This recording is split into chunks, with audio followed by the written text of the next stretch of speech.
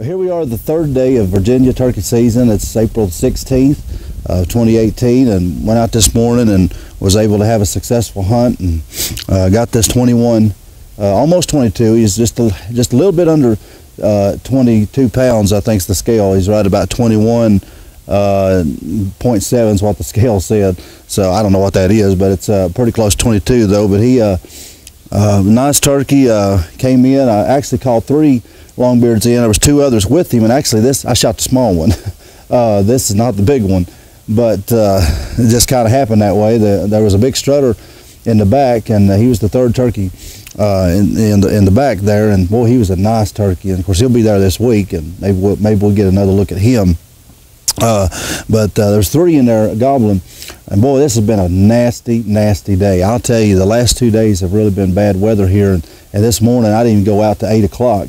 I got up at daylight and looked out and just went back to bed, slept a couple of hours, and got back up about 7:30 and looked out the window, and the rain had kind of quit, but the wind, you could just tell by the limbs on the trees in the yard, boy, the wind was still blowing, still nasty, and I was kind of dreading it really. And they was calling for snow flurries, and actually it's flurrying just a little bit right now, but not really, nothing major. But it's just calling for a bad day. Now all the rest of the week it's supposed to be kind of like it's supposed to be, pretty and up in the 50s and 60s and sunny. So hopefully they'll work better this week, but get today behind us. But I honestly didn't think I'd hear anything because the wind was howling, and it just was not a day that you would think turkeys would be gobbling their head off. But sometimes they'll fool you, right? And I left here about 8 o'clock. Drove about 10 minutes up the road to my spot and climbed a hill, which took about another 15, and got up there, and it's about 8:45, something like that, I guess, or whatever it was, and got up to end of the old hayfield there, and up a big tree where I kind of stopped and listened. Got there at that tree, crossed the fence, went over and kind of leaned up against that tree, took my box call out. Just, it was really windy up on top of that hill, and I just started calling, and man, the first hit on that box call, this one gobbled on down in the holler about where I killed that one last year, and I didn't right know where he's at because of the wind, so I kind of eased on down just a little bit more and hit that call again, and well, he gobbled again, and I about knew where he was at, so I just kind of thought, well, I'm gonna get in there and slip around on him. So I never made a call.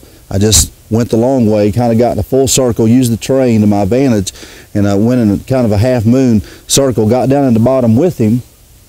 And once I got down in the bottom, I set up, and where I kind of thought in the area kind of where I knew he was at, called on the box call, and he gobbled, and this time he's halfway up the hill from where I just came from. So he was coming to me. So when I heard that, I kind of felt pretty good, because I was like, man, he's really he's wanting to play. So I kind of felt like I could call him back down to where I was at, and boy, he just wasn't. He stayed right on up there about halfway from where I was at, and he just started gobbling and gobbling. He gobbled at everything. Every time I hit that box call, he gobbled back. And after about 10-15 minutes, he just stayed right in that area gobbling. So I just thought, well, I need to get back up and back up from where I just came. So I went back the way I came, just kind of slipping real easy, and the leaves was real quiet where it was raining. Got back up to almost about where I was at, and we'll hit that call, and this time 2 more gobbled with him. He gobbled and 2 more. I could tell there was 3 in there, and so I don't know if the other 2 was with him the whole time, or if they just came to him out of jealousy or whatever when he started gobbling. I don't know, but I knew there was 3, and they were probably about 100 yards about 100 yards, I guess, over in another field on posted land. And well, I started calling. I wasn't getting super aggressive, but I was just calling every little bit, making half yelps, 2 or 3 note yelps and clucks and purrs, and boy, they gobbled back at me. So once he kind of got out in front of me, about 100 yards, then I heard him in the woods on my side. I called him off of posted onto my side, and I felt like I needed to get up about 30. My plan was to get up about 30 yards and crawl, because the woods are really open right now, man. It's just really open. It's like November. It's been a rough start to a spring in most places around the country, and the woods are just open, and my plan was to crawl up to this one big tree where I would have a lot of cover, and sit there to where I could watch at that point. And boy, I started crawling about, I don't know, I got about 15 yards from where I was sitting at, probably about 15 more to go, and this one gobbled right on top of me. I mean, he was coming, they were coming to me, and I just about messed up because they was about to catch me. And when he gobbled, I just rolled over, you know, just rolled over, and there was an old 3 or 4 little old saplings there, and I just throwed myself up against them old saplings. Wasn't even covered that good, but that's where good camo pays off, and that's where you need to, you know, learn to set still. A lot of times you can get away with a lot more than what you can think. So I set up, and boy, I started giving little soft purrs and clucks. In fact, let's see if I got it here. I started giving little soft purrs and clucks, and just, you know, stuff like this. Once he got up there and he gobbled that last time, he wasn't but about 50, 60 yards from me, I guess. I just couldn't see him because he was just over the hill. And I started him.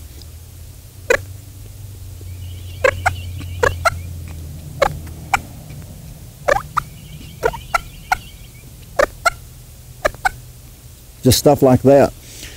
Boy, he gobbled back at me. Then I seen his old white head coming, and then I seen the other two. And you know what's, you know, I don't know where this myth got started that a cluck and a purr will spook a turkey. You know, if you put a purr and a cluck at the end of it. Yeah, I've been doing it for 25 years, and I ain't never spooked no turkeys, and that's just not reality. I'm sorry if that offends some of you, but it's not, because I clucked and purred this thing right on in. And he come in, and I've done it a lot over the years with hung up gobblers. Of course, this one wasn't hung up, but you know, more hung up gobblers that just don't come in like these did. You know, I've plucked and purred them in too. And I know a lot of other turkey hunters that's done it over the years. So that's just a myth. But I clucked and purred this thing right on in, and he come up, and he wasn't the big one. The big one was like I said, in the back. And I seen him back there strutting, and I seen him back there, and then all 3 of them started gobbling. I seen their old neck stretch out. You know, they was about 45 yards, and they started come around, and this one got up there first.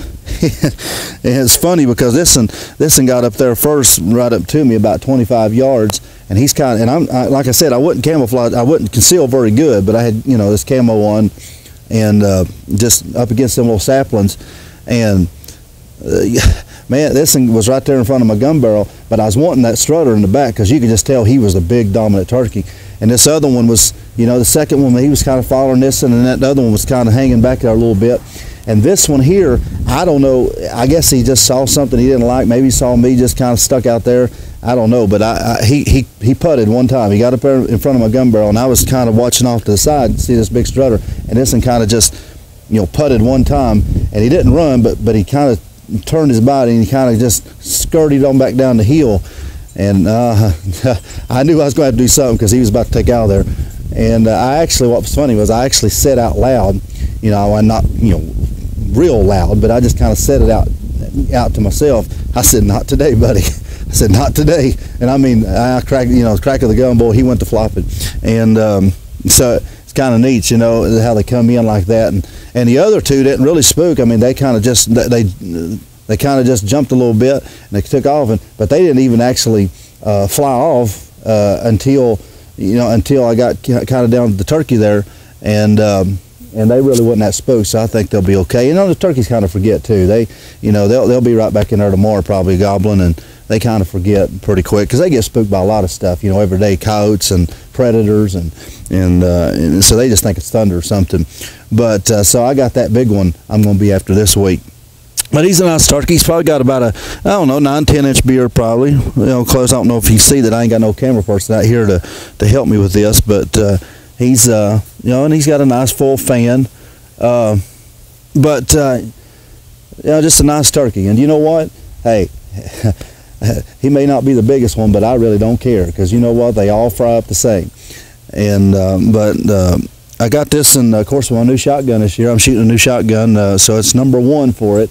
I got my Stoker 3000, and actually shooting a scope this year. I've 25 years turkey hunting. I've never shot a scope on my gun, and I'm shooting a red dot this year, and trying to get used to it, and still kind of not totally used to, you know, turning it on and off and all that stuff. But it did a good job. I'm shooting Winchester Longbeard extended range #5s, and boy, I mean, it just really put a hammering on his head. I don't even think he flopped that much.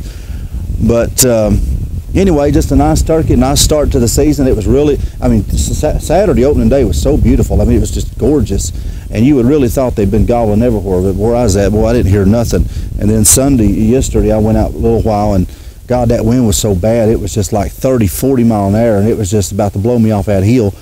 And then today, you know, you wouldn't think there'd be a lot gobbling on a morning like this with the wind and cold and all this stuff, and down about freezing. But boy, these were lighting it up. So goes to show you, you know, turkeys are just a wild animal. You know, you really can't really tell them what they're going to do and what they're not going to do. You just got to get in there and hunt them, because they're not in there every day, right? That's why I said when it's raining, the bad weather, whatever the case, they live there every day, and they're going to do what they're going to do. So there's really never an off season. You know, people talk about an off season. There's really never an off season, because they're going to do what they're going to do, regardless. And you just got to be out there, and you just got to be out there and hunt them. But anyway, thank the Lord for it, and looking forward to this week. And I've got about 7 weeks to go. I've got about 4 more states I want to try to hunt this year, and hopefully tag out this week here. And I know there's at least 2 more in there, so I'm hoping I can get another look at that big one. So weather's supposed to get really nice after tomorrow, so we'll see what happens, and hopefully we'll be back with another gobbler maybe tomorrow or maybe soon, hopefully. But if you haven't joined my Facebook yet, go up to the description, hit that link there, come on over and join me. And I appreciate all of you that subscribed this year to the videos. We're actually growing more than ever of any years I've been on here. They're just really the videos are just really taking off. I'm hearing testimony. I have testimony of people that's having success by the videos, and I really appreciate you. I really do. And our Facebook's growing, so go on over there and check it out, and we'd be glad to have you. And stay in contact with me all year long, and not just during turkey season. Hey, God bless you, and hopefully we'll be back here very soon with another gobbler.